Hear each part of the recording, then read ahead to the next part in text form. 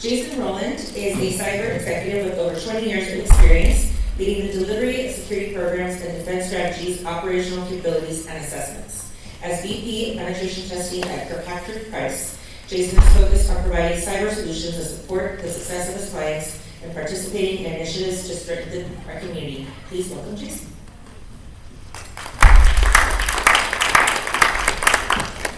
Thank you. Everybody here okay?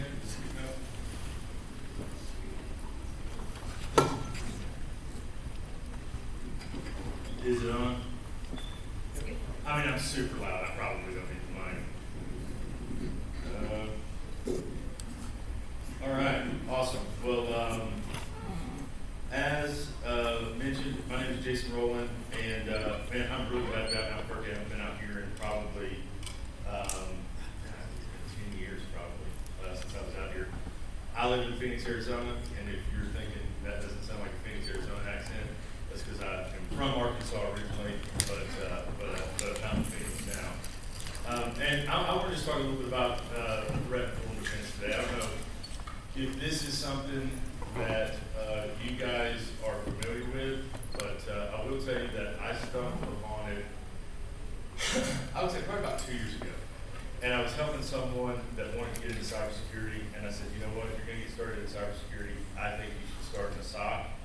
And then their response was, can you help me figure out how to do SOC analyst work? And that sent me down a path of turning up Elastic. And I started in the SOC, but I haven't done it in years. Turned up Elastic and looked at for, starting to map TTPs and build analytics so that I could kind of give this person a little bit of a leg up in their career. And I stumbled on to a threat and form defense, which is a project run out of the MITRE Center for Ingenuity. Some of the biggest security shops in America are associated with this thing. They are the founding members, and that includes folks like Bank of America, JP Morgan Chase, HCA, which is the biggest healthcare provider in America. So, these massive companies with these massive security budgets have said the traditional way of running security isn't meeting all of our needs, and we need to really look at new approaches.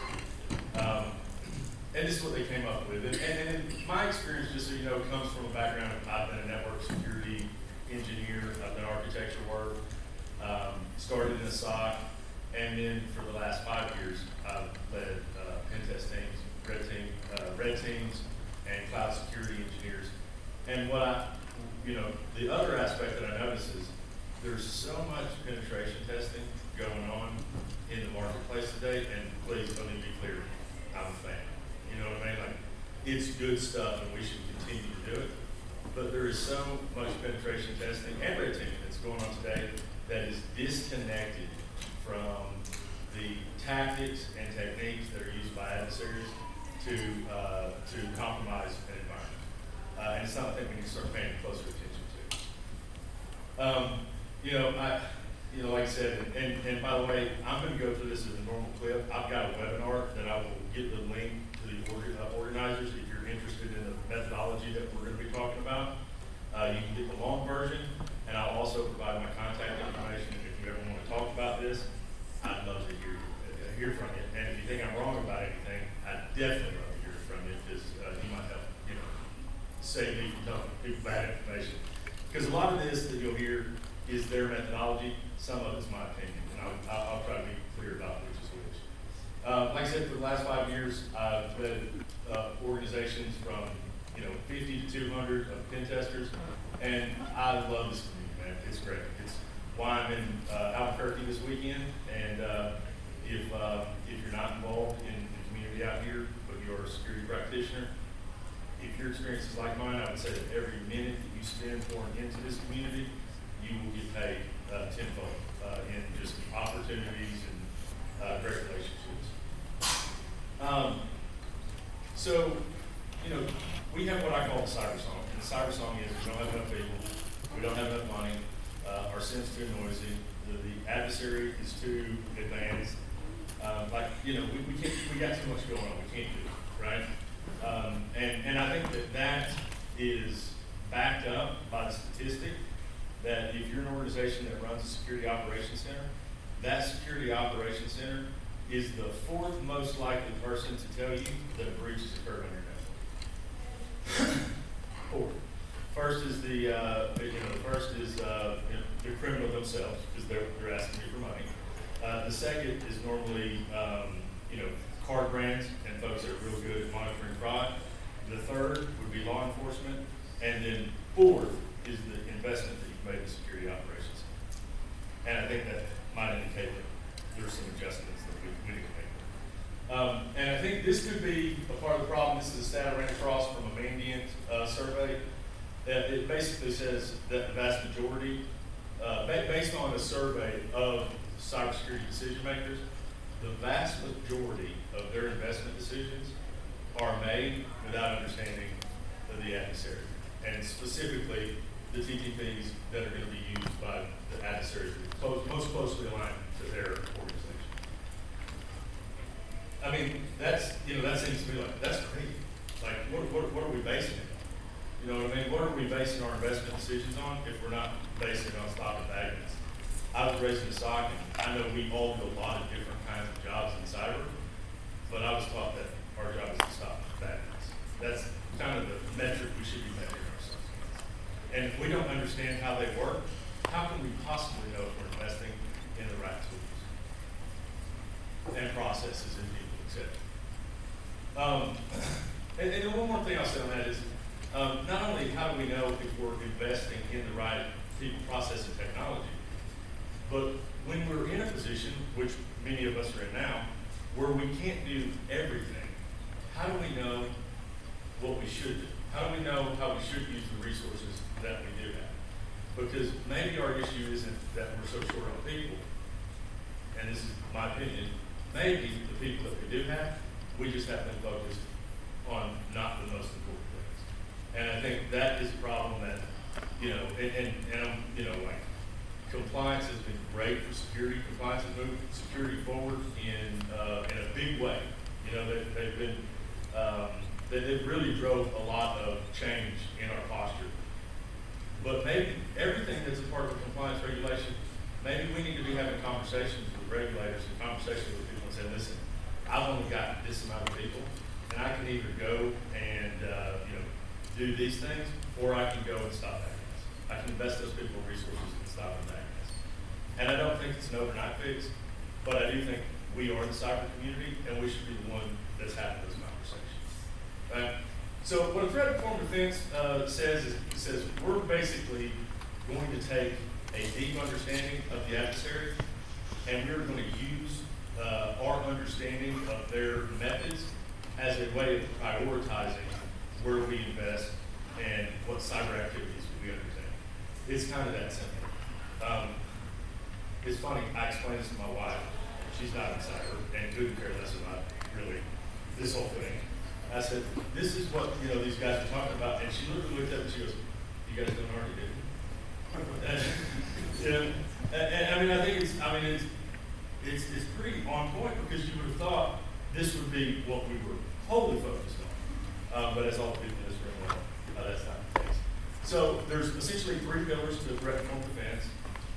There is cyber threat intelligence, and that is, how do we get really good at taking finished and raw threat intelligence and turning that into actionable defense adjustments, defense improvements? How do we take that and turn it into analytics that will tell us when threat actors are in our environment?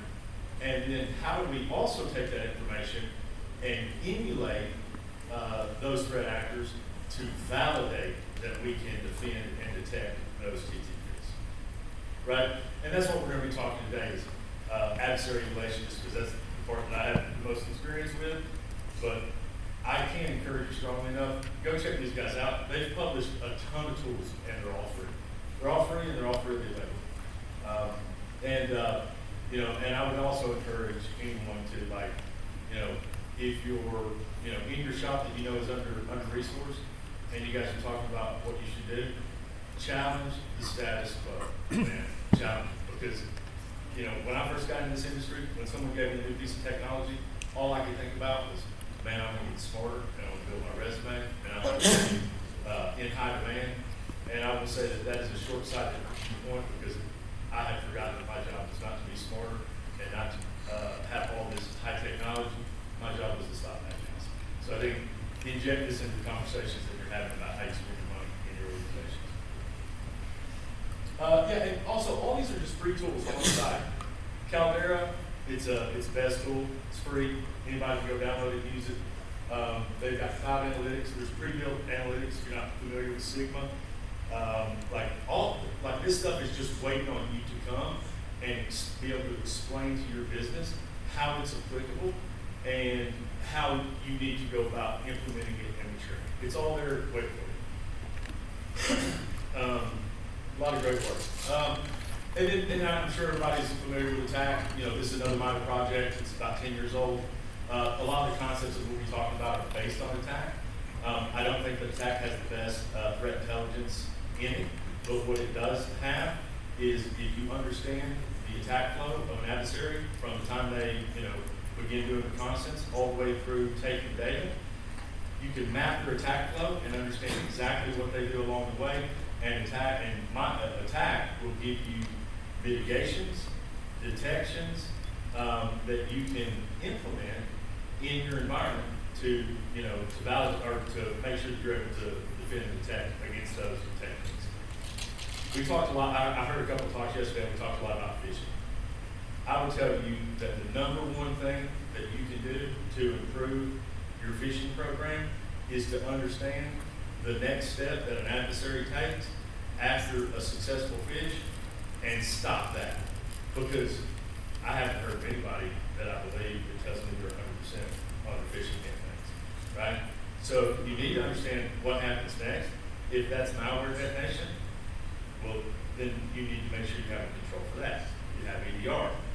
I haven't seen any recent stories of there being EDR failure, but those might not always be 100%. And you need to know what the next step is after that. Like this single home defense where we think we can, really shore up one part of our environment, and EDR has been revolutionary, don't get me wrong. It's awesome.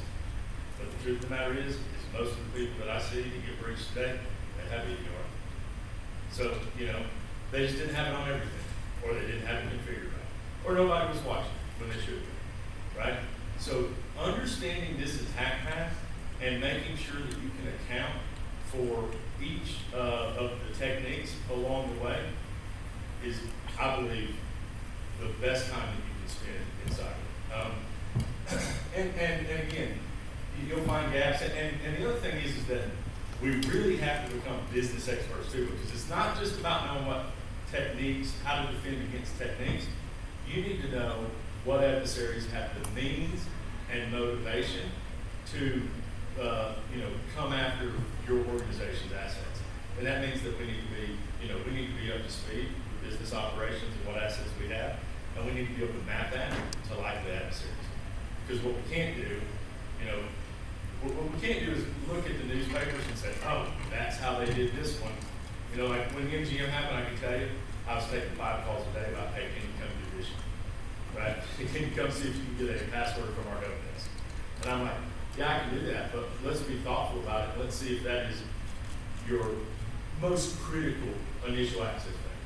Because what I'd really like to do is help you figure out a way to determine that on an ongoing basis and test that. And let's not respond to news stories. So, having that understanding of where your business meets the adversary is critical. Is this right? I'm already 20 minutes in. Okay. How many? Okay. So we're going to talk about the assessment leg of the threat informed defense today, and specifically adversary emulation. I'm going to give you the framework that we use with our customers when we do these adversary emulation engagements. Some of it is slightly different than what MITRE put out. Make it your own. Feel free to go and look at what they've got, and they've even got adversary emulation plans for folks like Fin7 and Fin11, so you can actually go step by step and conduct that. So why do we need adversary emulation? I mean, we've already got so many testing services out in the industry, and they're all designed, since the dawn of networks, we've asked ourselves, are people trained to learn? Like, will they see something bad? Are our processes effective? And do we have the right technology? And is it configured correctly? And these questions have been so pervasive that they have literally spawned an entire industry that I've been a part of for most of my career, delivering these services to try to help answer those questions. And all of these services are valuable, and they have a place. But to be clear, none of these necessarily align to the activities that are taken by a threat actor when they are perpetrating a breach on your environment. Vulnerability assessment, I mean, we all know it gives you a very broad view, and it's important. There's 20,000 of those, 20,000 new vulnerabilities that come out each year, and I could go on for an hour about vulnerabilities. It's valuable, but like we got to get a little bit more focused on what we're fixing and what we're not going to fix. But it again does not replicate, a threat actor. Penetration testing, phenomenal service. You should do it because it validates your primary controls, but it's almost wholly focused on initial access vectors, and it does not cover post-exploitation activities at all. And the reason that's a problem is because more and more what we're seeing is that when a threat actor goes to pivot in an environment, that's the first time that they're getting on a box that you even know exists in your environment. Because a lot of times you're getting initial access on shadow IT or boxes that you don't know anything about. So being able to understand what happens at lateral movement is of critical importance, and you're probably not going to get that out of your average business. And then red teaming, red teaming is great. My only issue with red teaming is I think we do too much of it that has to do with the tester's bag of tricks and has little to do with what a customer might actually see. So I would encourage anybody in here that does hire someone to do a red team to ask them how they model the threats and how they determine the TTPs that they're going to use in your environment. And if there's not some sort of threat intelligence baked into that and some industry-specific threat intelligence, then I say you should probably move on, because they'll probably be able to get in, but they may execute TTPs that you're likely to never see in real life, which makes it, in my opinion, not 100% right. So all of these reasons are why we needed another service, and that service is adversary simulation. And it basically says we're going to test in line and exactly as known or likely threats would get into your environment. So we're going to test the initial access vectors that are most likely to be seen by your operations team. We're going to test, and post-exploitation, we're going to go by the book. And I'll show you how we do that. Primary characteristics based on real-world threat is behavior focused. So, we're focusing at the top of the pyramid of pain. If you don't know the pyramid of pain, I encourage you to go check it out. But we're operating at the top of the pyramid of pain. And secondary characteristics, it's transparent and it's collaborative. There's no secrets. When I come in to do an adversary emulation engagement, and if it's collaborative, which I recommend, and your blue team are going to know exactly what we're going to do. And the reason that I want you to know exactly what we're going to do is because that gives you an opportunity to look at the research that we put together and give you the why. And it also prepares your blue team to determine if they have the data sources, the analytics, and the controls to defend and protect our activity. Does that make sense? Any questions so far? All right. So this is the framework that I kind of adjusted from the folks over at the Center for Ingenuity, or the Center for Threat Informed Defense. And it's, I won't spend too much time here, but I'm going to go through each step and kind of tell you how we do it at a very high level. The first part is defining objectives, and this is, again, this can be many things. This can be, we have a large store of financial data, and we know that we're a target for FinOps based on, threat intelligence. So we want to do an entire emulation of how FinOps operates their TTPs throughout, the attack path. That's one option for conducting this. Another option that is just as good, in my opinion, is, hey, we feel like we're a little weak on lateral movement, and we don't know that we can see lateral movement. So we want you to take the applicable lateral movement techniques that might be used in our environment, and we want you to run those. right? Run those. So either one of those, you can do micro emulations, you can do full threat actor emulations. There's no wrong way to do this as long as it's aligned to your business and your cyber requirements. So once you define your objectives, then the next thing that we're going to do is a little bit of TTP research. And I will say that there are some areas here where, resource limitations could come into play. A lot of this stuff, I think any shop could get good at conducting these. In some instances, TTPs will be custom development. There might be some things that need to be done that are beyond, your capabilities, and you might need some outside help. After you've kind of looked at your objectives, go into the TTPs. I mean, this threat intel is so pervasive these days. If you don't have the defer report, if you're not plugged into CISA, if you're not looking at the on average of 3 threat intel platforms that most companies have, go figure that out, because it will help you tremendously in your decision-making process.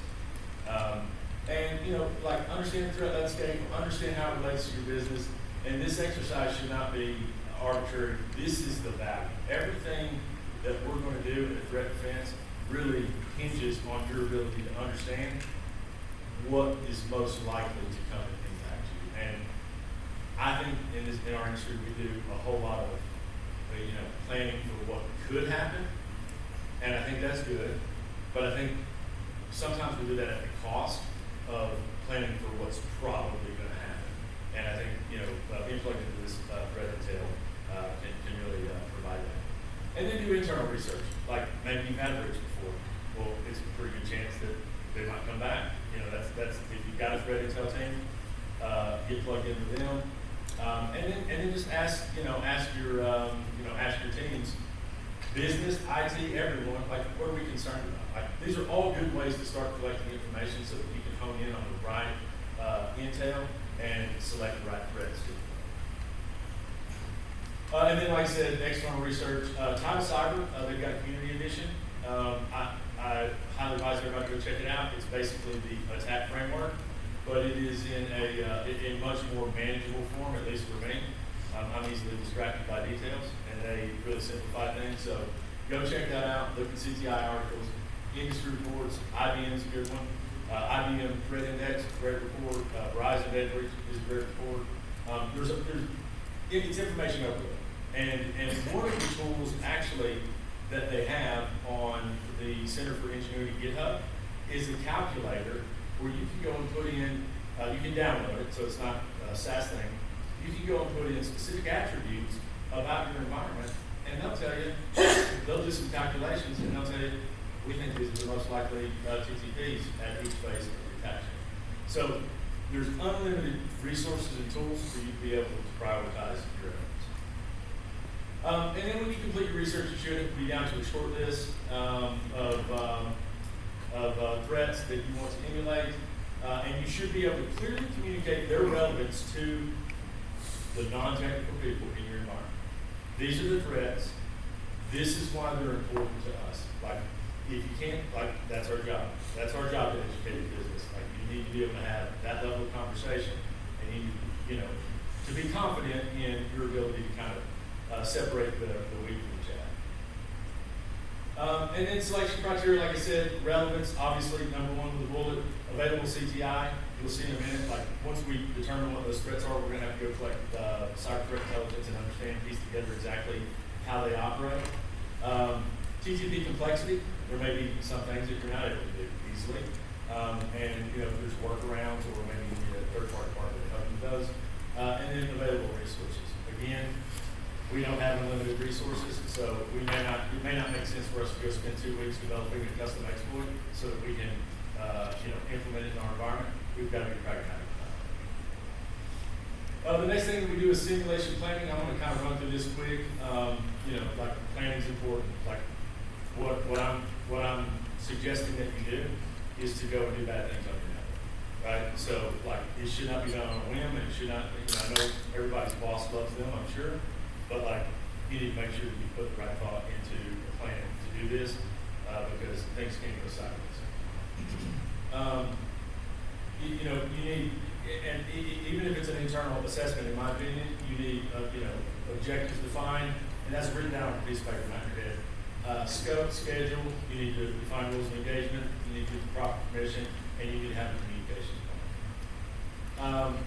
And, again, all the normal stuff. I won't even go into this, like, if something's, super fragile, maybe. How much time do I have? 5 minutes? Okay. So in your rules of engagement, what I recommend you do is you should be able to, talk about your TTPs that you're going to test at the, at the highest level, starting with probably a threat overview, an overview of the threat that you're going to emulate. Next level down, you should be able to put it into the attack framework so that you can walk someone through the attack chain. This permission, communication plan, and then once you have an attack, the next thing that you should do is you should take those TTPs, you should break them down, you should give a description, and then you should be able to cite the intel that you use to go and determine how to execute those TTPs. Like, this should be a part of your process. If we're doing this, this is one of the things that we deliver to customers, because again, we want you to know that, this stuff is the true simulation and not just us showing you what the magic tricks are. And then at the lowest level, and this is a simple example, at the lowest level, you should have TTP procedures. And that means you should basically be able to explain step by step how you're actually going to execute the TTPs. I'm out of time. I've got reporting still left on here. I will make sure that they get a link to my webinar if you are interested in learning more. And I'll also make sure to include my contact information. Please reach out. And I love having these conversations. I'm not going to sell you anything. I just love to hear about how you think this might be applicable in your environment and answer any questions maybe that I've come across over the last 2 years since I've been delving into this stuff. So appreciate your time.